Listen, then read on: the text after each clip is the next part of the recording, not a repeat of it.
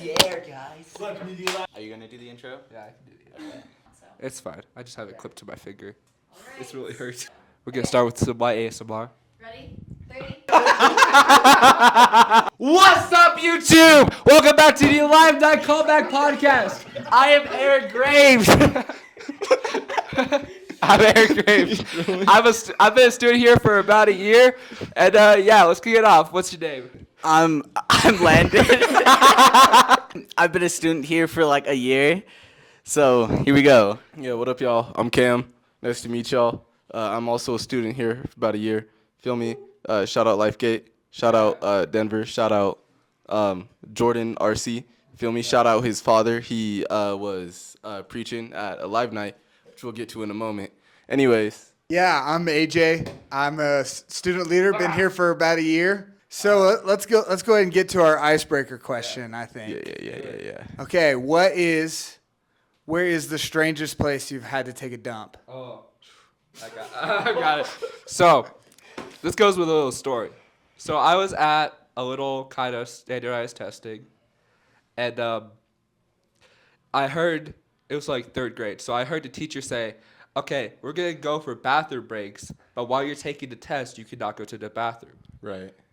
And yeah, I taken a hot drink. It was it was very bad. But and then I pooped myself during standardized testing in third grade, and it was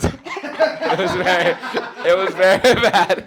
I'm exposing myself. Yeah, and ladies, I am single. All right, so there was this one time, right? And I was skating. Okay, I was with my buddy Noah and Caden. Okay, and then we went to Dairy Queen to go get some water cups because we were broke. I was like 12, right? And then all of a sudden, I started farting real bad, and my stomach was rumbling. It was diarrhea in that Dairy Queen. It was atrocious. Okay, so I don't like pooping in public places, but Who does? I don't know, but like, so My favorite thing.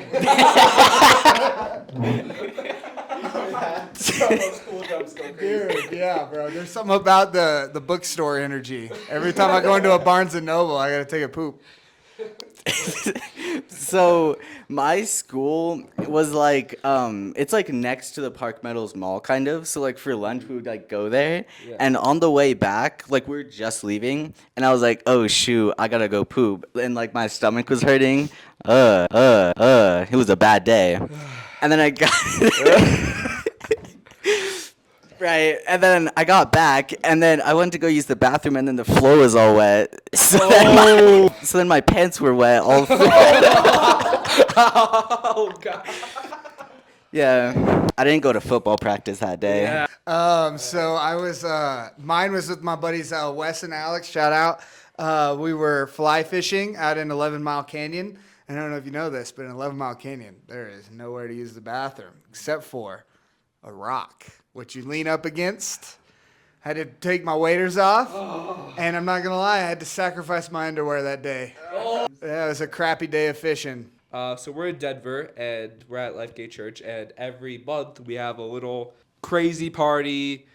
It's called Alive Night, and yeah, this podcast is about recalling the events that happened during it. So yeah. Craziest thing that happened to me there personally. I remember Ralph, he was talking about something playing a trumpet, right?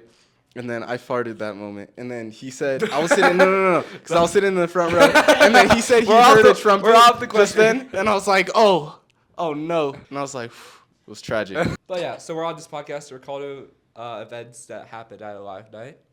And yeah, so we had a great message preached by Pastor Jordan's dad, Ralph Arece. Shout out.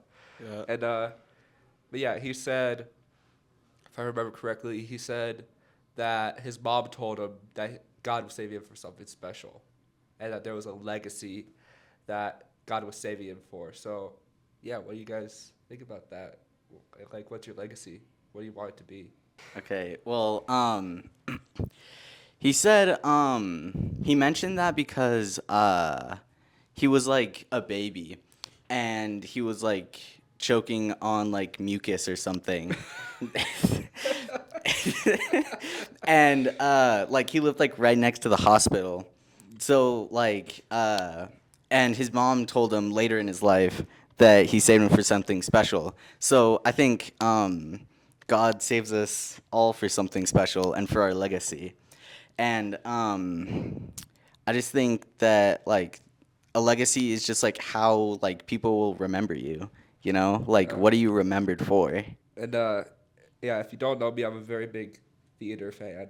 And one of my favorite musicals is Hamilton. And they talk about legacy at the end. Yeah, the cameraman's vibing, yeah. But yeah, they talk about legacy at the end. And Hamilton's whole shtick is like, what I want my legacy to be. I want my legacy to be something great so that this like country that I've helped make can thrive. So one big thing I want my legacy to be like, don't give up. Like, this is a very big thing for me. God won't give up on you, so don't give up on God. Like, he loves you, he cares for you, he's constantly with you. But yeah, if you give up on him, he still won't give up on you. He's constantly chasing you. I think as a Christian, I feel like your legacy should be Christ, right? He's the reason that you're alive. He's the reason that you're living and still going. Feel me? So, I mean, that's the real, at least personally, that's my purpose on life, is to serve Christ as much as I possibly can. When you were talking about Hamilton, it reminded me of this past weekend. If you guys don't know, I'm a huge UFC fan, but this weekend there was a fighter that got sick, and the day of the fight, and another fighter who lived 25 minutes from the stadium drove in on 4 hours notice to fight, right? Drove in, weighed in, so that they could save that fight on the card. Yeah. And he talked about, they showed his text messages with his boss. He's like, please let me fight. Please let me do this. This is what legends are made of. And that made me think of legacy. And I think I want my legacy to be that I was present and I was willing to step in when needed, right? And I think that's what I want my legacy with the Lord to be too, to be present with him and to be willing to do what God wants me to do. Yeah, I think the next kind of discussion question is going to be around community. I think that it's something we talk about on this podcast all the time. It's very important as believers is that we keep a strong community around us. So practically, what do you think that looks like for you? Yeah, so a big community is honestly a lot of what we do here at Lifegate, because like, especially the students, like we have leaders who text us every week and are like, hey, how you doing? Are you doing good? Do I need to pray for you? You guys want to get coffee? You want to get Chipotle? Like, yeah. And like, that's very good. Like, I think it's very important for not just us as like young men and young students, but just as adults, is like to have that one person in your life who's a constant, who's constantly there for you, who's willing to hang out with you. Because like, I remember in the Bible, it says like, a single strand is easily broken, but one with friends is not easily broken. I'm kind of paraphrasing, but y'all get the idea, right? Yeah. It's like iron sharpens iron. Yeah, iron sharpens iron, exactly. Yeah. One saying I really like is the best ability is availability. Just being there. Yeah. Come on, that was Just good. being able to be there for someone in times where they need you is the best thing you can give to someone. Just being able to be there, pray for them, support them, and all that. Right. Yeah. Yeah, that's really good. I mean, yeah, definitely. Lifegate students, love it. You know, it's really connected. You have a bunch of leaders here, always texting you. Shout out Brian. He's always texting me. Feel me? He's like, hey, how you doing? You know what I mean? Asking me to get coffee, asking if I want to get lunch or something. You know, and they're always there to talk about my struggles that I'm having with anything. And it's really, I appreciate it so much. And what does that community look like? I guess it's really just staying connected with everyone that you really care for and that cares for you, you know? Yeah, that's really good.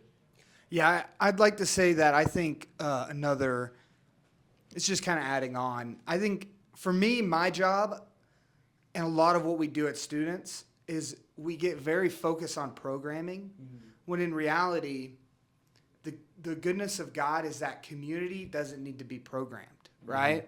Yeah. And as much as we try to make Alive Night really fun and really engaging, the thing that makes youth ministry so special is just getting to be with you guys, right?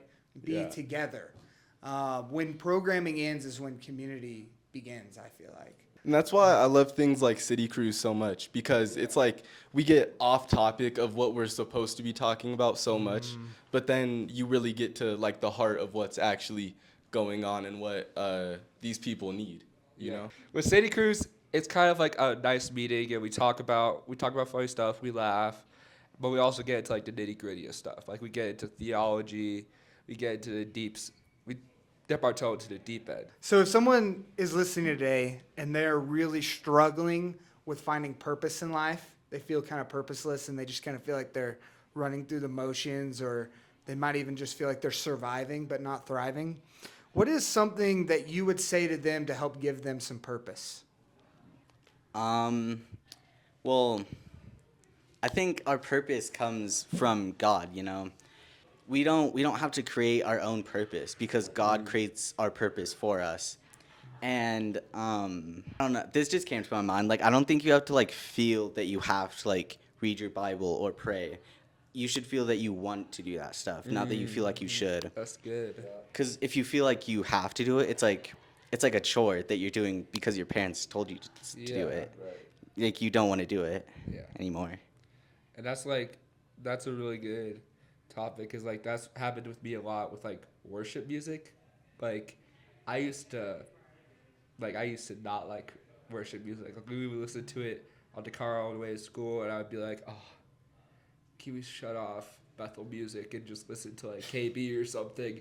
That's all I want. I just want to hear Holby or whatever. Right. Yeah, and then recently I started listening to the worship songs I listened to in my youth. And I found that they have very good messages that they were just passed over me as a kid. And because I was complaining, I thought, oh, this is a chore. I did not get the like nitty gritty. Like I did not get the message. Like Oceans by Hillsong Worship. I love that song. And it says like, Spirit lead me where my faith is like without borders.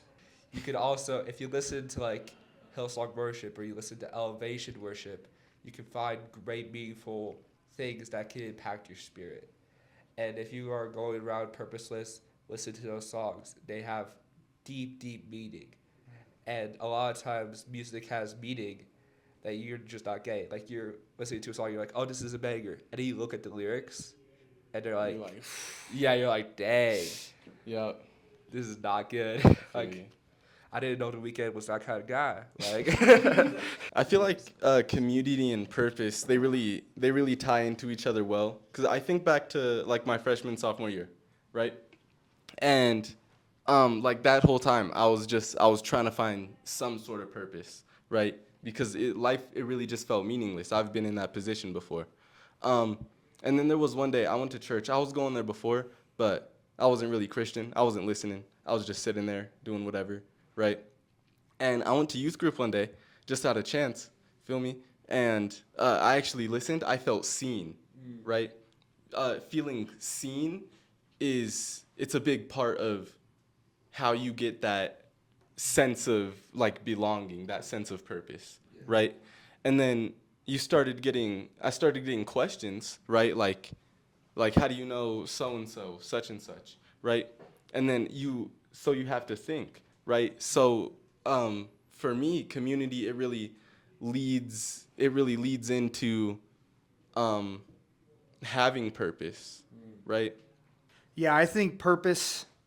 I know our purpose, right? Yeah. And sometimes it's difficult to feel this purpose or to like be motivated by this purpose. But sometimes you just gotta tell people the truth, right? Yep. And I think if someone was feeling purposeless, I would just tell them your purpose in this life is to be known by God, to know God, and to make Him known, right? Yeah. And if you can do that, if you can take that to heart and be mission minded, make that your mission to know God and make Him known, then you're gonna feel that purpose. Even on the days where you're not like super motivated, you know. What, you got any closing words? Closing words. Shout out to the boys. For real. Yeah. The boys. Yeah, the boys. Podcast. Yeah. The boys podcast. Shout out to the boys. Shout out Lifegate All right, boys. what's your contest? Yeah. Hey. Ooh. Hey. Ooh. Hey. Ooh. Hey. I'm done. And then Cameron won. Yeah. Yeah. All right, be elated. Yep. Yeah. Shout out boys. Yeah, Shout out real the men. boys. Y'all Lifegate. dogs. Yeah. We love you. And yeah. All right, bye guys. Yeah. We love them. We need them. And we love them. And that's it. Yep. Yeah. All right. See you guys later.